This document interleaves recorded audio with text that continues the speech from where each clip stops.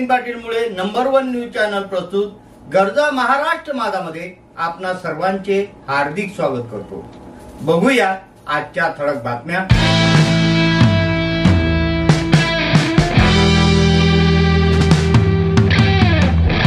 12वीची परीक्षा कॉफी मुक्त वातावरणात सुरू। जिल्हाधिकाऱ्यांची परीक्षा केंद्रांना भेटी। पहिल्या दिवशी प्रशासनाचा कडक पहारा। 12वीच्या परीक्षेला जिल्ह्यात उत्साहात आणि शिस्तबद्ध वातावरणात सुरुवात झाली आहे। जिल्ह्यातील 137 केंद्रावर पहिल्या दिवशी इंग्रजी विषयाचा पेपर सुरळीत पार पडला। जिल्हाधिकारी आशिष शेरेकर यांनी आज पहिल्या दिवशी परीक्षा केंद्रांना भेटी दिल्या। त्यांच्या मार्गदर्शनाखाली राबवण्यात येत असलेल्या कॉफी मुक्त अभियानामुळे परीक्षा केंद्र परिसरात शांतता दिसून आली। आज एकाही केंद्रावर गैरप्रकार आढळून आला नाही। कॉफी मुक्त अभियानासाठी प्रशासनाने कडक पावले उचलली असून तसे नियोजनही करण्यात आले आहे। परीक्षेतील गैरप्रकार रोखण्यासाठी जिल्हाधिकाऱ्यांनी सर्व संस्था प्रमुखांची बैठक घेऊन सूचना दिल्या। त्यानुसार प्रत्येक परीक्षा केंद्रावर 5 सदस्यीय समिती स्थापन करण्यात आली। केंद्रावर कोणत्याही गैरप्रकारासाठी या समितीला जबाबदार धरले जाणार आहे। परीक्षेच्या पहिल्या दिवशी आज सकाळी जिल्हाधिकाऱ्यांनी व्हिडिओ कॉन्फरन्सिंगद्वारे संस्था प्रमुखांशी संवाद साधून सतर्क राहण्याच्या सूचना केल्या। प्रशासनातर्फे भरारी व बैठे पथकाची नियुक्ती करण्यात आली आहे। तसेच जिल्हा प्रशासनाच्या विविध विभागातील वर्ग 1 व वर्ग 2 च्या अधिकाऱ्यांची परीक्षा केंद्र भेटीसाठी नियुक्ती करण्यात आली। आज जिल्हाधिकारी आशिष शेरेकर यांनी अमरावतीतील विद्याभारती येथील परीक्षा केंद्राला भेट दिली। जिल्हा परिषद मुख्य कार्यकारी अधिकारी संगीता महापात्र यांनी नांदगाव पेठ येथील 2 केंद्राची पाहणी केली। जिल्हा प्रशासनाच्या पुढाकाराने कोणत्याही केंद्रावर बाहेरून असामाजिक तत्वाचा उद्रेक आढळून आला नाही। जिल्हा प्रशासनाने धारणी आणि चिखलदरा तालुक्यातील केंद्रावर लक्ष ठेवण्यासाठी IFS अधिकाऱ्यांची नियुक्ती करण्यात आली आहे। आज उपवन संरक्षक अग्रिम सैनी नीता कट्टे, कीर्ती जगदाळे यांनी परिसरातील परीक्षा केंद्रांना भेटी दिल्या।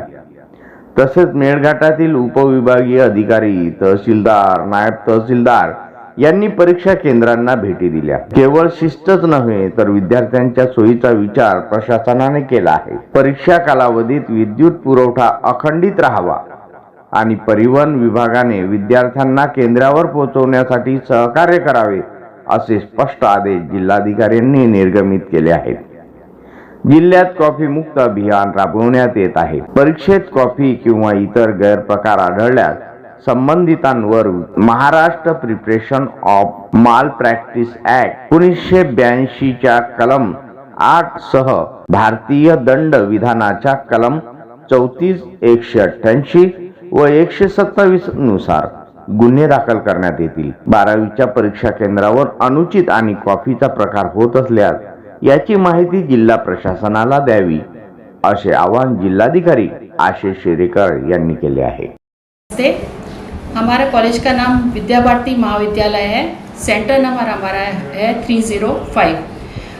यहाँ हमारे कॉलेज में टोटल नंबर ऑफ कैंडिडेट्स 448 का है और हमारे यहाँ हर एक क्लासरूम्स में CCTV कैमरा, कॉरिडोर्स में CCTV कैमरास, हमारे पूरे कैंपस में CCTV कैमरास है। और एज ए कॉपी मुक्त अभियान के लिए बच्चों को जब हम अंदर लेते हैं तब पहले पूरा चेकिंग वगैरह करते हैं। सबसे पहले हमारे यहाँ बेल बजती है 10:30 बजे, वो फर्स्ट बेल है। उस समय सभी स्टूडेंट्स को अंदर ले लिया जाता है। फिर 10:50 पे बेल बजती है, उस समय हम लोग आंसर शीट्स डिस्ट्रीब्यूट करते हैं। देन 11 बजे जो बेल बजती है उस समय हमने क्वेश्चन पेपर्स डिस्ट्रीब्यूट किया। और आफ्टर ईच आवर, तो जैसे 12, 1, 2 हम लोग बेल बजाते हैं। उसके बाद में 2 बजे जो बेल बजती है वो एज अ वार्निंग बेल बजती है और 2:10 पे वो हम उस समय पेपर्स आंसर शीट्स सबमिट कर लेते हैं, जमा कर लेते हैं। और कॉपी मुक्त अभियान के लिए सभी बच्चों की हमने चेकिंग की हुई है, फिज़िकली चेक किया हुआ है और मानक अच्छा ही मिलता है। और एग्ज़ाम कंडक्ट के बारे में हमारे यहाँ हमेशा अच्छी रिस्पांस आया हुआ है। हम हमेशा कॉपी मुक्त अभियान ही इससे पहले भी हमारा कॉपी मुक्त अभियान ही था। बंद नाही असं काहीच नाही. आम्ही तिच्यावर सोडलो होतं की ती बा आता करू शकते बा. आम्ही असं काहीच नाही केलं. टी व्ही बंद नाही, मोबाईल बंद नाही आणि कोणतंच आम्ही हे नाही केलं आहे. वर्षभरामध्ये अभ्यास कसा होता? वर्षभरात तिचा अभ्यास खूप चांगला होता. असं मला सांगाच नाही लागत आम्हाला की बा अभ्यास कर बा असा शब्द वापरलाच नाही आम्ही. खेळत तर नव्हतीच ते, बाहेर पण जातच नव्हती ती. फक्त तिचा अभ्यास रात्रीचा होता. ट्युशनला जात होती, ट्युशन ती रात्री करत होती अभ्यास, दिवसात अभ्यासच नव्हते. ट्युशनवर आली की आपली हे करत होती आणि रात्री अभ्यास करत होती. आता तिचे काय ध्येय आहे, काय ठरवलं आहे तिने? तिनं आता तिचं एकच स्वप्न आहे का कोरियाला जायचं आहे. तिनं परीक्षा दिली, ती पास पण झाली मोबाईलवरून तिनं परीक्षा. आणि खेळामध्ये काही प्रावीण्य वगैरे? खेळामध्ये ती होती आधी होली क्रॉसमध्ये होती तर खेळत होती, पण आता इकडे कॉलेजमध्ये आली तर मग खेळणं बंदच झालं आहे. ताज्या घडामोडी आणि आपल्या शहरातील बातम्या बघण्यासाठी नंबर 1 न्यूज चॅनलला सबस्क्राईब करा, शेअर करा. आपल्या प्रतिक्रिया कॉमेंट बॉक्समध्ये द्या. आपल्या बातम्या नंबर 1 न्यूज चॅनलवर बघण्यासाठी 99 21 58 96 63 या व्हॉट्सअपवर मेसेज करा.